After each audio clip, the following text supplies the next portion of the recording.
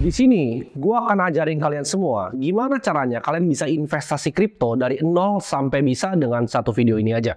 Karena sebenarnya kripto ini adalah suatu hal yang kompleks, jadi gue akan bagi video ini ke 3 segmen ya. Yang pertama kita akan belajar konsepnya dulu, kedua kita belajar praktek cara belinya, dan yang terakhir gimana caranya kita bisa simpen kripto kita. Kripto itu, menurut opini gue pribadi, itu udah di tempat yang unik ya. Kalau kalian lihat di mana misalnya orang tua kalian udah banyak nih yang ngomongin, bahkan nyokap gue udah nanya, kok apa sih itu Bitcoin gitu? Apa sih itu cryptocurrency? Jadi orang-orang terdekat, bahkan tetangga kalian udah boleh ngomongin, oh itu Bitcoin, oh itu Ethereum. Bahkan kalian di tongkrongan mungkin udah ngomongin harganya Bitcoin gitu. Jadi gue ngelihat ya, teknologi ini tuh sebenarnya sudah mainstream, di mana banyak orang yang udah mulai melek terhadap teknologi ini. Dan sebuah teknologi itu paling bagus untuk kita pelajarin di saat semua orang udah banyak yang ngomongin, udah banyak yang ngomongin Bitcoin, udah banyak yang ngomongin kripto, tapi mereka nggak ngerti sebenarnya isinya apa. Jadi udah gede nih, udah viral, tapi orang belum paham tentang teknologinya. Itu saat terbaik untuk kita mulai masuk dan kita mulai belajar. BlackRock adalah sebuah perusahaan institusi ya, aset manager dengan aset itu 10 triliun US dollar. Mereka udah mulai untuk menawarkan produk-produk berbasis cryptocurrency seperti Bitcoin. Jadi di sini sebenarnya pilihan kalian ya, bahkan perbankan di luar semua matanya sudah terbuka. Nah ini pilihan kalian mau belajar atau nggak mau belajar. Di sini gue nggak bisa maksa kalian untuk belajar. Tapi gue akan sharingkan apa yang gue tahu. Kita lihat dari awal Januari, Bitcoin itu udah naik 80% lebih ya. Kalau kita bandingkan dengan aset-aset yang lain seperti saham, seperti reksadana, seperti emas ya. Bitcoin itu jauh banget melampaui mereka semua. Ibarat nih kalau lu mau taruh uang 1 juta dalam Bitcoin itu jadi 1,8 juta. Dalam kurang dari waktu 6 bulan.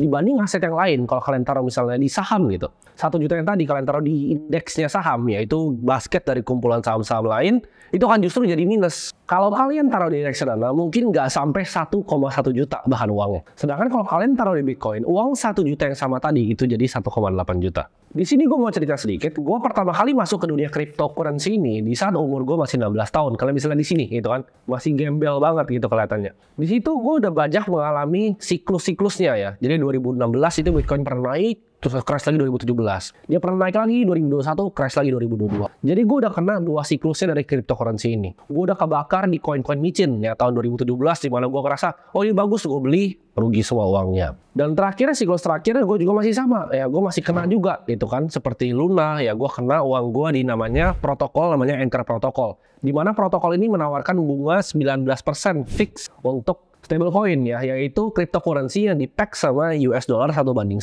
Setelah bertahun-tahun di dunia ini, sampai sekarang portofolio gue itu 90% lebih di cryptocurrency. Jadi gue walk the talk, yang gue ajarin itu adalah yang gue praktekin sendiri.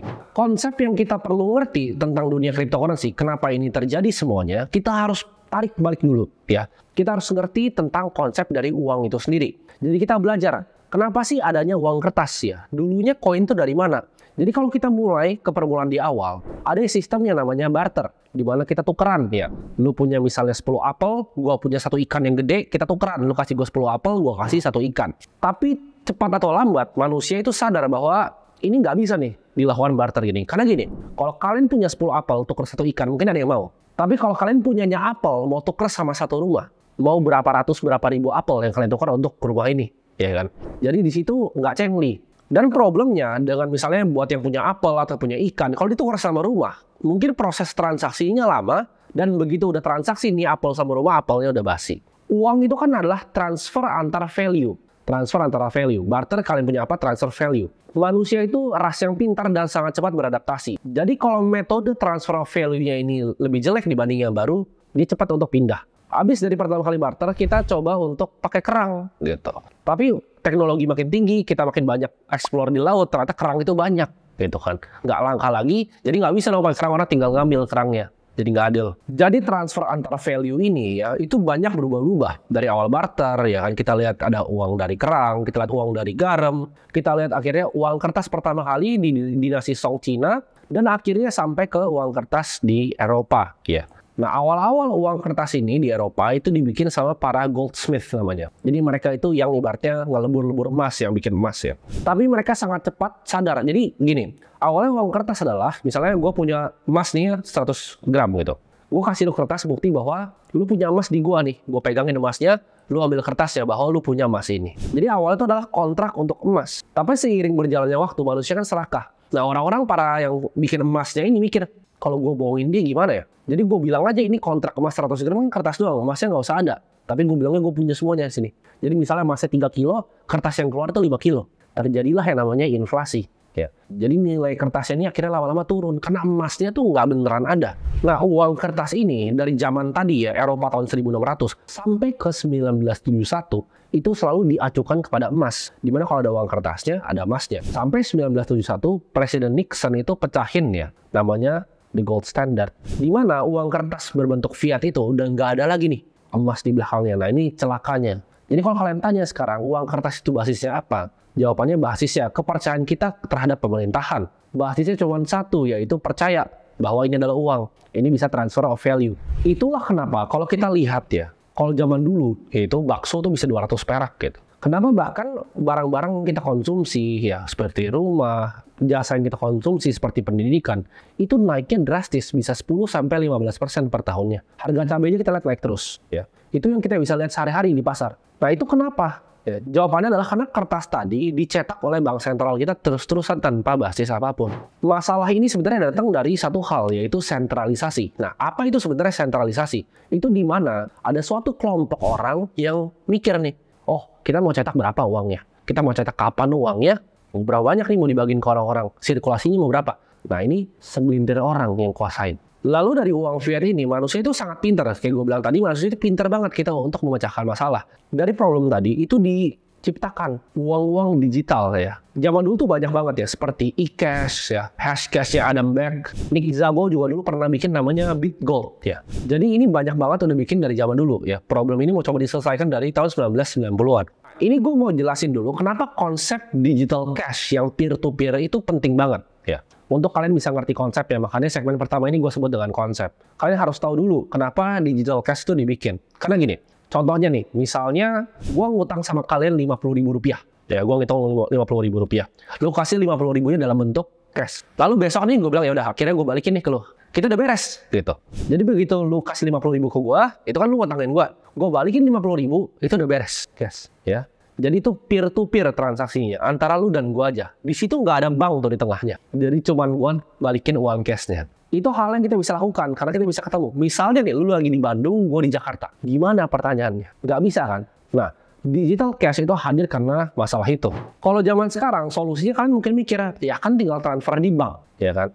Tapi transfer di bank itu nggak pure peer-to-peer. Dengan kita menggunakan bank, kita percaya bahwa uang kita simpan di bank itu transfer ke mereka.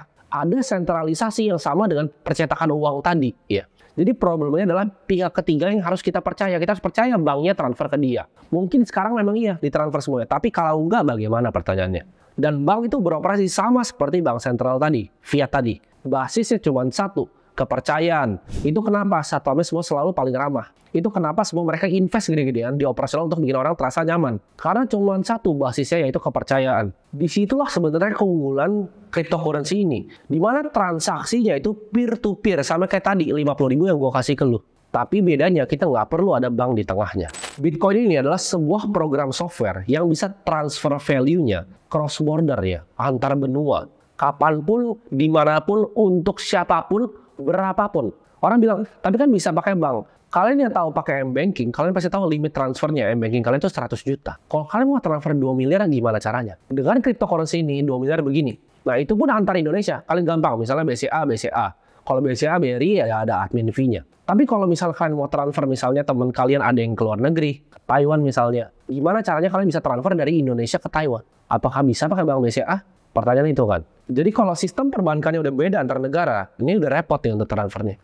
Dengan cryptocurrency kita nggak perlu hal itu, nggak perlu pusing. Mau di Afrika kayak ya, mau di Kanada kayak, mau di Swiss, kita bisa transfer 1 detik kayak ini sampai uangnya. Jadi kan bank itu sebenarnya udah punya sistem digital cash ini, tapi problemnya apa sama perbankan? Problemnya cuma satu, itu sentralisasi. Jadi cuma ada satu tempat di mana mereka store semua servernya, atau mungkin di beberapa tempat ya. Tapi kalian pernah lihat nggak? Kalau satu bank kena hack, kalian nggak bisa akses mobile bankingnya. Dan uangnya itu nggak tahu di mana. Bisa jadi bank yang dihack itu, uangnya ada yang beneran diambil sama hacker keluar, ya, dan digitnya diambil keluar, lalu mereka tambal balik.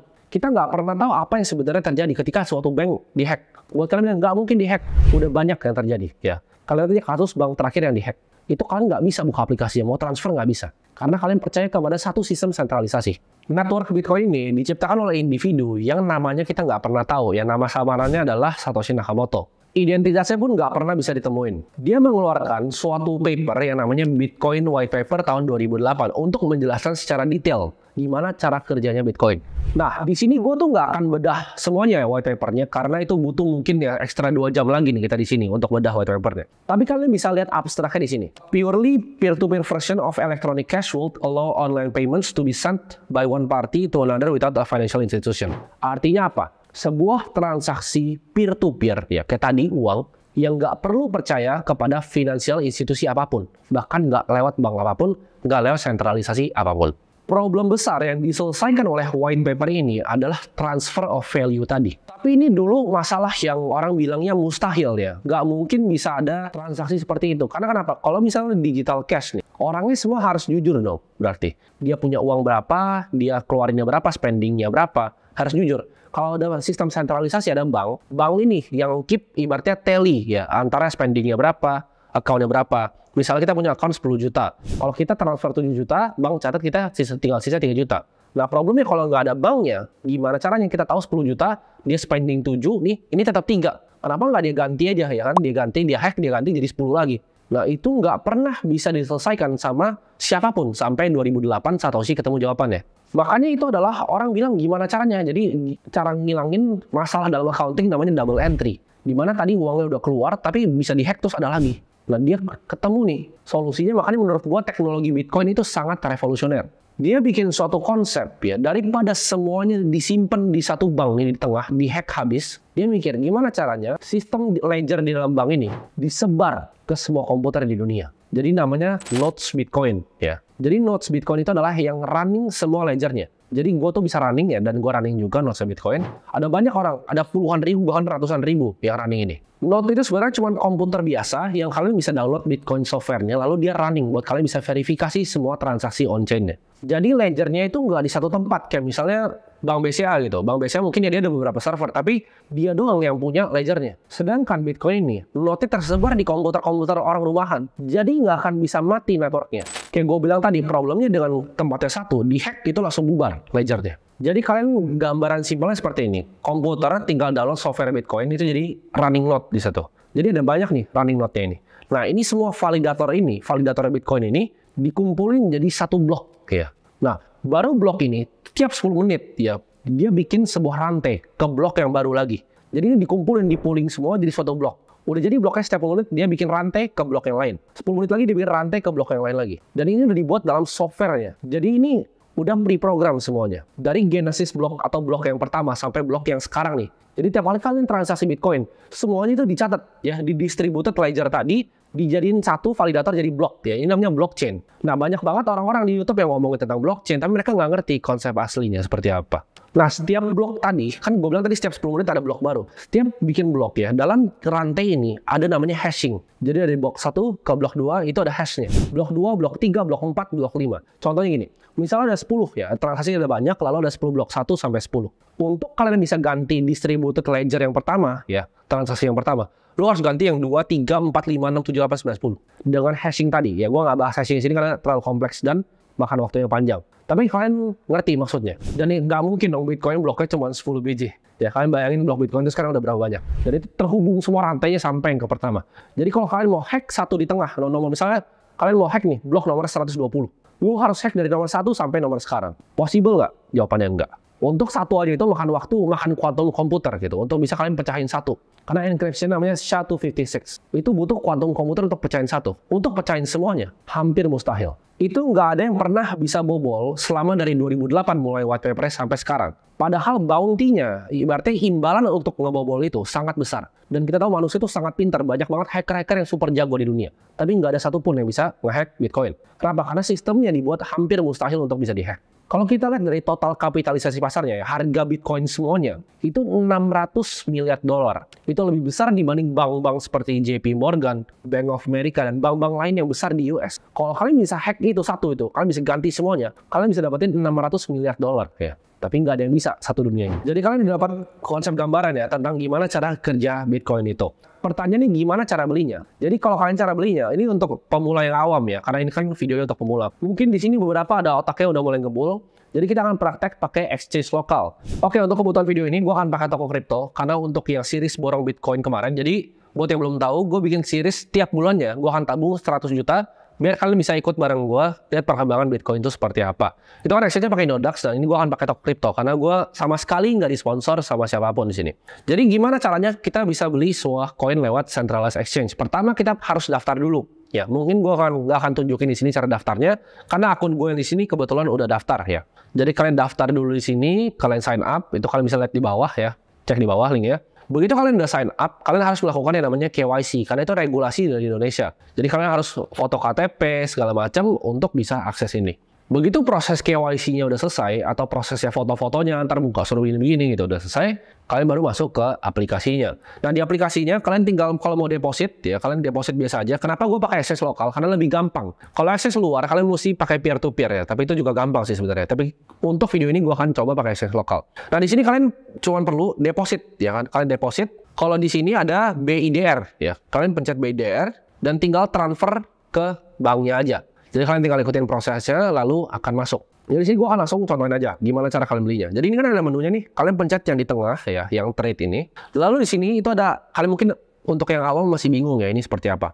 Jadi BIDR itu adalah pairnya. Jadi BTC dibagi BIDR. Nah BIDR itu adalah stable coin-nya rupiah gitu. Jadi itu bukan rupiah asli, tapi itu adalah stable coin-nya rupiah. Dan begitu kalian pencet, kalian bisa ganti nih di sini pairnya, mau BNB, Bitcoin, Ethereum, dan lain-lain. Tapi untuk video ini gue akan tunjukin gimana caranya kita bisa beli Bitcoin pertama kali. Nah, di sini gue saranin kalian, ini kan ada dua, mungkin kalian banyak yang bingung ya. Ini ada harga, ada quantity. Jadi harga itu adalah harga Bitcoin dalam rupiah. Ya, jadi ini antriannya tuh 457, 225 juta sekian, dia berganti-ganti terus gitu kan. Kalian mungkin bingung, tapi nggak punya uang segitu banyak. Nggak masalah ya. Karena Bitcoin itu didesain sama Satoshi untuk dipecah 100 juta unit. Jadi ada 1 Satoshi, ada 100 Satoshi, bisa dipecah unitnya. Jadi kita mau beli 500.000, kita mau beli 100.000, itu bisa gitu. Tapi di sini ya gue udah taruh di sini 4 juta BIDR, dan gue akan contohin gimana cara belinya.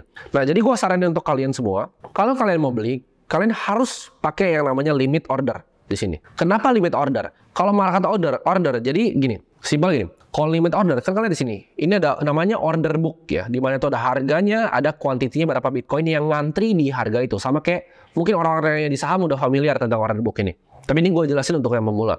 Kalau kalian limit order, itu kalian ngisi likuiditas gitu. Jadi kalian bantu exchange ini untuk isi likuiditas. Jadi fee kalian, jadi kan kalau kalian beli Bitcoin lewat exchange harus dapat duit pasti. Biasanya 0,10 atau 0, berapa. Sama pajak kalian 0,21.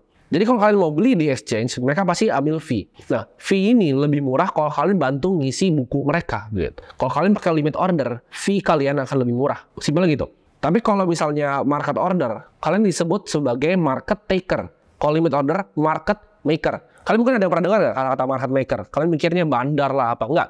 Market maker itu adalah liquidity provider yang ngisi order book ini gitu. Jadi toko kripto ini kan dia pakai Binance ya. Tapi kalau misalnya yang lain kayak Nodax dan lain-lain, itu ada market maker di dalam untuk ngisi liquidity tiap pairnya biar nggak kosong. Kalau kosong ntar nggak ada yang berani beli di sini gitu. Jadi saran gue pakai limit order. Tapi untuk video ini gue akan pakai market order. Kenapa? Kalau market order itu langsung dapat, tapi fee-nya tinggi. Kalau limit order kalian ngantri ya, ntar dapat, kalian cari yang harganya tipis-tipis aja dan itu masuk nanti. Fee-nya lebih murah. Tapi untuk tujuan video ini gue akan pakai market order. Di sini ini kalian bisa pilih nih mau 25% dari yang kalian top up. Tapi di sini gue akan 100% ya. Jadi 4 juta rupiah. Gue akan pencet market order buy Bitcoin sini. Oke. Oh di sini nggak bisa market bahkan ya. Gue baru tahu gitu. Di sini nggak bisa market karena gue jarang banget pakai ini. Ini gue baru buka bahkan akunnya. Kita beli ya di sini. Kita mau ngantri di harga 457 nih ya. Oke. Ini gue langsung di harganya deh bentar. Oke. Nah ini gue langsung beli Bitcoin di sini. Gue limit order. Nah, kalau limit itu dia ngantri kayak gini. Jadi ntar akan kejemput harganya. Begitu udah masuk, ntar kalian bisa langsung lihat di walletnya di sini gitu. Tapi ini karena ada beberapa Bitcoin gua, jadi mungkin nggak kelihatan tadi gue belinya berapa. Harusnya gue contohin pakai akun yang kosong, tapi udah nggak ada lagi. Jadi akun sisa gue cuma yang ini gitu. Jadi kalian lihat sesemudah itu untuk beli. Nah ini masih belum masuk nih. Tapi ini tinggal ditungguin aja. Nanti dia akan masuk sama harganya naik turun, dia akan jemput. Jadi sebenarnya cara belinya cuma begitu aja, simple, dan kalian bisa lihat nanti total Bitcoin kalian di portofolionya di sini, di balance di sini. Nah, kalian bebas ya mau pakai exchange apapun nggak masalah. Kita kan udah praktek gimana caranya kita bisa membeli Bitcoin ya di centralized exchange. Tapi ini saran gue, jangan pernah simpen duitnya di sana. Itu duit yang gue taruh di sana itu duit kecil aja. Gue nggak simpen uang gue di sana. Gue simpennya self custody ya. Jadi ada pepatah di industri cryptocurrency ini, not your keys, not your coin ya. Gue akan jelaskan konsepnya lebih panjang di belakang. Tapi intinya kita jangan percaya sama centralized exchange manapun. Karena ini ngelawan yang konsep tadi gue bilang sebelumnya. Konsep dari blockchain itu sendiri. Kenapa dia ngelawan sentralisasi? Ini kan kita percaya, gue beli di toko kripto, berarti gue percaya Bitcoin gue dibeliin sama toko kripto. Ya. Tapi cryptocurrency itu sebenarnya bukan begitu. Kita harus percaya kepada software, bukan kepada entitas seperti toko kripto. Kenapa Bitcoin itu dibilang orang sebagai network pembayaran paling aman di dunia? Karena namanya enkripsi public key nih. Kalian bingung ya, public key, kenapa kunci-kunci ini? Apa kunci rumah gitu kan? Bukan. Nah, Bitcoin software itu nggak buatin kalian private key secara otomatis. Tiap ada new user yang pakai sistemnya. Kayak ibarat password untuk mobile banking kalian. Biar gampang nih, ini kalau gue jelasin konsepnya, kalian harus ngerti dulu. Gue tarik balik dulu kriptografi dari dasar. Tapi untuk alasan video ini, karena gue mau bikin simple untuk pemula, ingat yang gini aja, kalau private key itu ibarat PIN ATM kalian, sedangkan public key ini adalah nomor rekening kalian. Jadi kalau misalnya nomor rekening, lu misalnya mau transfer ke gue kasih public key gue ke lu, bentuknya hashing, tinggal lu copy paste langsung transfer bisa. Sama kayak rekening, sebenarnya nggak apa-apa untuk dikasih ke orang gitu. Kalau lu misalnya mau transfer ke gue kasih rekeningnya, bukan PIN-nya. Kalau kalian kasih private key-nya, bisa dibuka gitu, bisa diambil Bitcoin kalian semua. Jadi jangan kasih private key-nya ini. Tapi mungkin ada nanya, lah tapi di toko kripto nggak ada. Memang, karena key-nya kalian percaya dipegang sama dia. Makanya dibilangnya not your keys, not your coin. Kenapa gue bilang begini? Karena kejadian exchange itu hancur itu banyak banget. Kalian bisa googling Mt. Gox ya. Kalian googling lagi Quadriga CX. Kalian google yang terakhir yang bikin rusuh satu dunia yaitu FTX. Jadi kita nggak bisa percaya siapapun di dunia blockchain ini. Kita verifikasi bukan percaya. Karena kalau percaya sama aja balik lagi kayak sistem tadi. Kita percaya sama bank. Ya taruh di bank aja uangnya gitu. Tapi dengan kripto ini kita belajar self custody. Kita jadi bank kita sendiri. Dengan simpan Bitcoin kita langsung direct di blockchain-nya. Nah pertanyaannya gimana caranya? Nah ada dua caranya. Buat kalian yang nggak punya budget, kalian bisa pakai namanya Hot Wallet. Yaitu gratis. Kalian cari aja di App Store misalnya contohnya ya. Trust Wallet, Blue Wallet ya atau Zengo gitu. Kalian bisa pakai wallet-wallet itu. Tapi itu terkoneksi di internet dan menurut gue masih bahaya. Paling aman kita melakukan yang namanya cold storage atau penyimpanan dingin. Maksudnya apa? Kalian pakai device ini ya, ini beli gitu. Ini gue nggak disponsor sama siapa. Pokoknya kripto gue nggak ada sponsor di sini. Ini gue pakai Trezor ya. Jadi gue pakai 3 cold card, Trezor sama Ledger. Jadi kalian simpannya di sini. Nah kalian bingung, apakah Bitcoinnya di sini? Kalau ini hancur gimana? Gak masalah kalau ini hancur. Ini cuma device untuk konekin kita ke blockchain-nya, ini gitu. Jadi untuk buka device ini, nanti kalian akan namanya ada seed phrase. Ya. Sama, kalau kalian coba nih, Hot Wallet gitu, misal kalian download Trust Wallet, nanti kalian disuruh tulis di kertas ya, 12-24 kata. Nah itu namanya seed phrase. Nah seed phrase ini jangan sampai dikasih ke orang dan jangan sampai hilang. Kalau seed phrase ini hilang, kripto kita hilang. Jadi gini, kalau ini hilang nih, gue gak masalah, karena gue punya seed phrase-nya. Jadi begitu contohnya. Kenapa gue suka banget sama konsep dari cryptocurrency ini? Gue nggak perlu punya apapun. Gue nggak perlu punya rekening bank. Gue nggak perlu punya uang rupiah gue taruh di apartemen gue. Gitu. Misalnya nih, kalau hari ini Indonesia ada krisis, gue bawa aja nih. Atau terserah, gue nggak bawa juga nggak masalah. Gue tinggal bawa beginian, ya. Gue kabur misalnya ke Vietnam, ke Kamboja, ke Thailand. Itu uang gue semua di sini. Ya, uang gue nggak ada di Bank Indo. Gue nggak usah sibuk-sibuk transfer ntar dibekuin atau apa. Nggak perlu. Ini nggak bisa dibekuin. Ya karena Bitcoin gue ada direct di blockchain. Gue pokoknya nggak pernah percaya sama exchange. Jadi gue taruh di exchange itu sangat sedikit dari total aset gue. Walaupun di exchange itu coba untuk Fahifu ya. Mereka bilang ini adalah proof of reserve gitu kan. Ini pakai Merkle tree dan banyak hal-hal teknis lainnya untuk buktiin bahwa beneran ada. Gue tetap nggak pernah percaya. Gue percaya ke software bukan manusia. Ya bahkan toko kripto pun gue nggak percaya. Ya walaupun CEO-nya ini teman gue sendiri ya. CMO-nya juga teman gue sendiri. Kalian bisa lihat sini. Ya, walaupun teman gue sendiri, gue juga tetap nggak percaya. Gitu. Gue lebih percaya sama sistem yang dibuat sama Satoshi. Ini device-nya buat yang tanya harganya berapa, ini sekitar gue lupa ya, 2-3 jutaan. Karena dikirimin dari luar negeri. Nah, ini warning keras buat kalian. Ya, ini warning keras sama buat kalian. Jangan pernah beli beginian, Trezor, Ledger, Cold Card, apapun itu. Jangan pernah beli di marketplace kayak Amazon, Tokopedia. Karena mereka bisa udah buka, mereka catat seed phrase-nya dicolong Bitcoin kalian. Jangan pernah beli dari Tokopedia, jangan pernah beli dari Shopee, jangan pernah beli dari marketplace, jangan pernah beli dari teman kalian. Belinya langsung dari situs resminya. Ya. Kalian cari aja di Trezor atau di Ledger, terserah kalian mau kayak mana. Harganya sekitar 2-3 jutaan. Jadi dengan device itu kalian bisa verifikasi sendiri kepemilikan Bitcoin dari kalian. Nah buat kalian udah mulai pusing nih, otaknya mulai ngebul nih ya belajar kayak gini. Ini baru 1% dari ilmu tentang Bitcoin. Bahkan mungkin belum sampai 1%. Jadi masih banyak banget knowledge yang bisa dipelajari tentang teknologi ini. Kita belum bahas enkripsinya, SHA-256 itu apa. Kita belum bahas tentang sistem dari mining Bitcoin. Ini gue masih gambarnya yang paling luas lah ini.